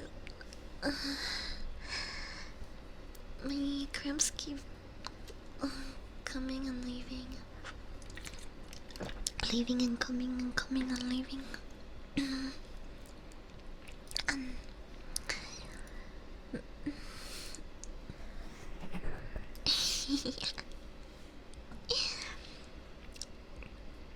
And a cold breeze blew by, bringing the wind chimes to life. I turned around and looked at them to see if one would be worth keeping, and that's when I saw it. The scarecrow. It was just 20 feet into the field. It hung on its post, staring at me. And as I tried to process this, I fell down. More like hopped down. Oh no, while he tried to process this, it fell down. More like it hopped down. Immediately, the post went up and then disappeared into the field. It can't be alive, I thought to myself. Seconds later, the scarecrow came out of the corn. Oh my gosh, it's P. Diddy dressed up as a scarecrow with a stick up his ass. That's what the scarecrow is. Thank you for the hydrate, redeem.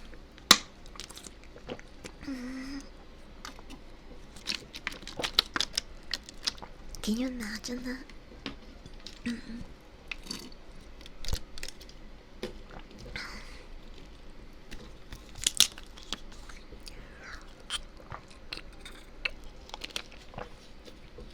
Man. Yeah, it's much better. Thank you. You guys take such good care of me.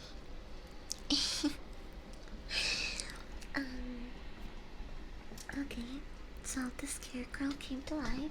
It hopped down and disappeared into the field. Shukum, shukum. Thank you for the follow. Welcome. Oh, I need a burp.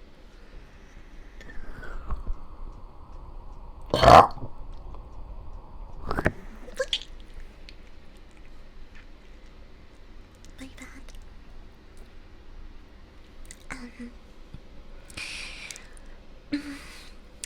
It can't be alive, I thought to myself. Seconds later, the scarecrow came out of the corn.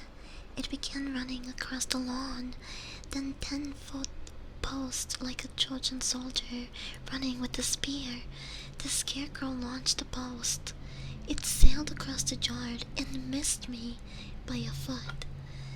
It took down the wind chimes and impaled the wall behind me.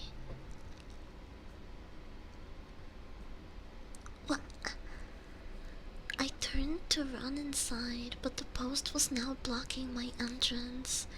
I hopped the rail on the porch and ran towards the old barn. I could hear the scarecrow running behind me, gaining on me. This straw rustling under his overalls and the flannel. Once I was inside the barn, I tried to close the door, but it was stuck open from years. Years of neglect. And now you take a nap break. See you guys in a bit.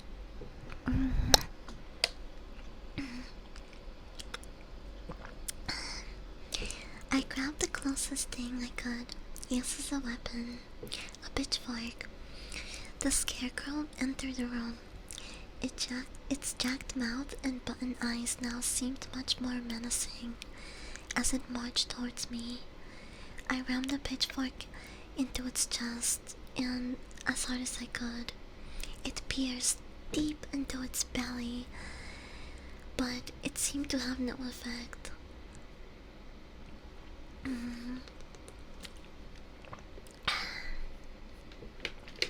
With using his left hand or burlap mitten. Really, it grabbed my arm. Yeah, this thing was impossibly strong. It used its right hand to pull the pitchfork out and turn towards me. I struggled uselessly against its grip. I desperately searched my pockets for something I could use as a weapon. I took my lighter out and flipped the top open. The flame caught almost instantly. In seconds, the scarecrow was fully engulfed. It let me go and fled into the field. The field was burned in less than an hour. The fire department said it was overly dry because it wasn't harvested on time. They didn't have any interest in investigating the matter further. My father saw the post stuck in the wall when he picked me up. I knew he recognized it as the scarecrow's post because he didn't ask any questions about how it got thrown through the wall or how the field burned down. I know on some level he suspects that the scarecrow killed his parents. I know on some level that he is grateful I killed it, but I know we will never discuss it because people would think we're crazy.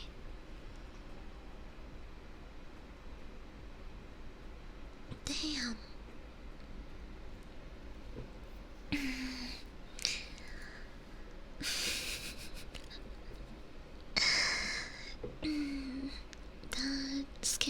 The scarecrows creep you guys out. Some of them are kinda cute, but I don't know. I have seen some pretty off-putting ones. Anything that's like an old school doll or made out of straws, like, I think those type of things could be creepy, but they're kinda cute too. I don't know.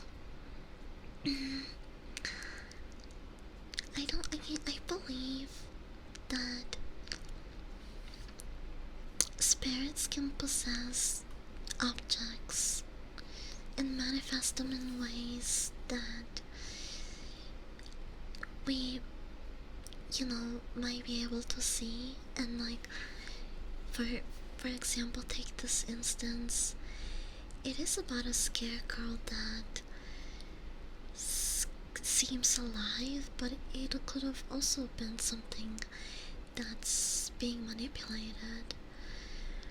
Whether it's like demon or spirit, ghost.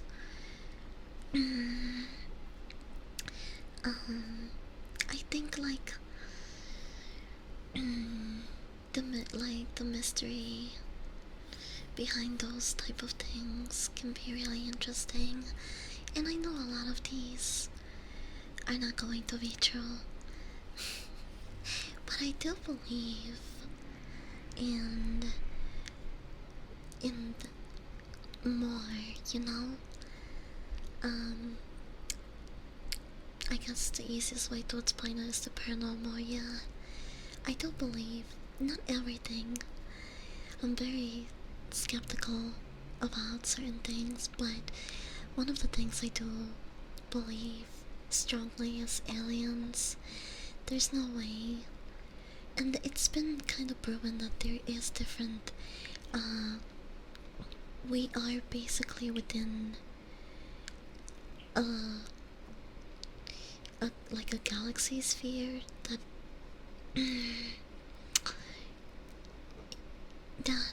is made up of similar smaller galaxies. It's kind of hard to explain. But it just seems kind of ridiculous that there would only be one species thriving in the galaxy, and it happens to be human life. That's it seems a little bit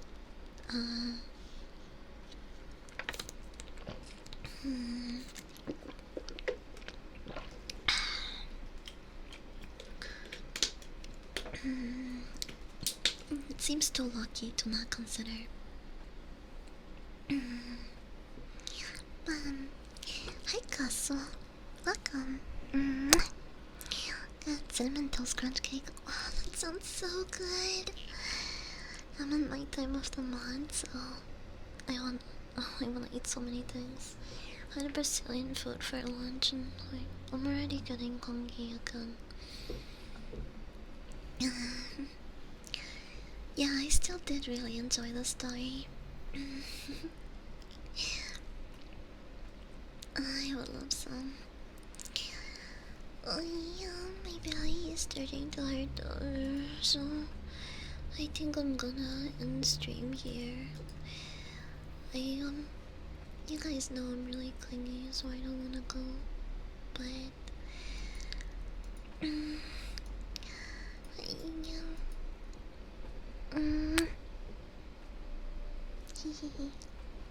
oh.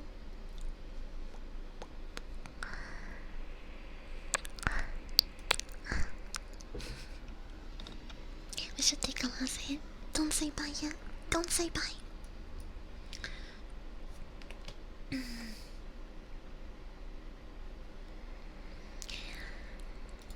Hold on. Let me get rid of this and that and this and this and this. And blah blah blah blah.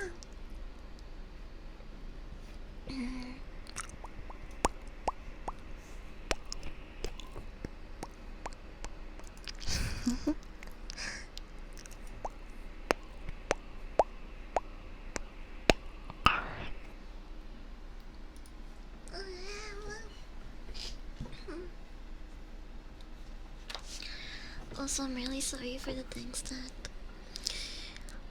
you guys can't hold me accountable for the things and my actions during my time of the month.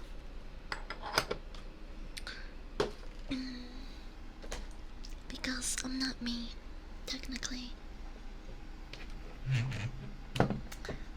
That's another different type of beast.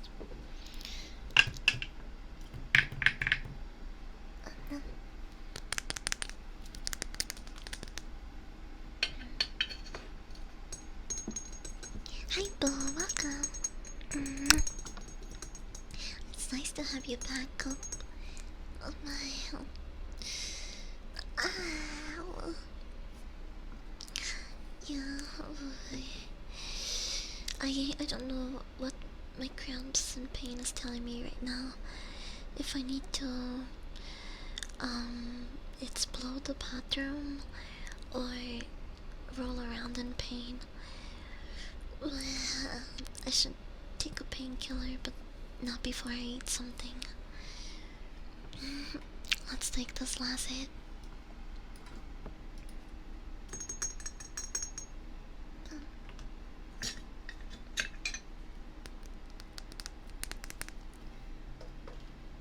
Oh, Terrifier 2 comes out on the 11th. That's really so. Oh, sorry, Terrifier 3, not 2. It comes out on the 11th. I kind of wanna. Is anyone gonna go see it in theaters? If you are, I think you're really brave. My main concern with that is that knowing how the Terrifier movies are, what if someone pukes in the movie theater? If someone... I'm definitely one of those people that if I can watch gore and I can watch gross stuff, but if someone pukes right in front of me, it makes me wanna puke too, like just immediately. It doesn't work for TV and media, but people have puked around me and it starts like a chain reaction. So fucking gross. So maybe I shouldn't watch it in the movie theater.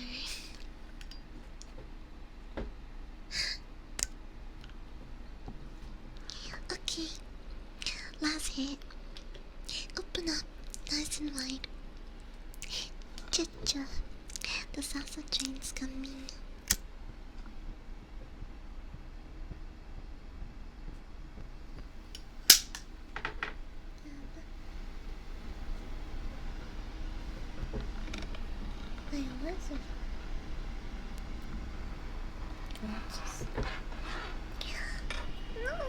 I'm trying to do it.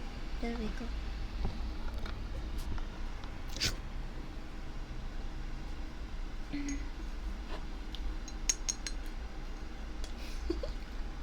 Cheers.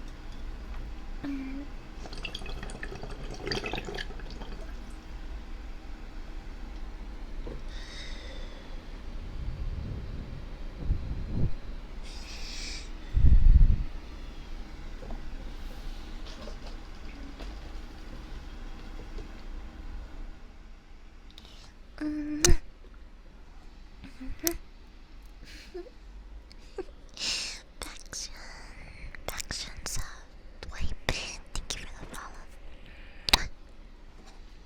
You hi boy. Ye hi boy. Ye hi boy. Ye hi boy. Sorry, that was probably really loud. I have I'm getting the swimmies because I'm really stoned, but my tummy still really hurts. So, chato. I'm gonna. That was my last hit. We can now say goodbye, even though I don't really wanna.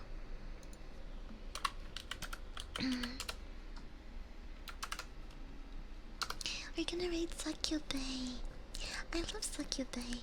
She's so cute and pink and based and I'm gonna miss you guys and I'm so clingy. But I'll see you guys tomorrow. Hopefully my cramps in time of the month aren't kicking my butt tomorrow. I'll make sure to drink lots of ginger tea and take care so that we can spend some time tomorrow. Have a good rest of your day, everyone, or night. No, Molly, don't. Well, we just took away. We're rating Succubay. I already miss you guys. Hold on, I'm gonna try to take one. One for the Molly. Let's go. Wait. I could do this. Also, say hi to Bae for me. I love Bae.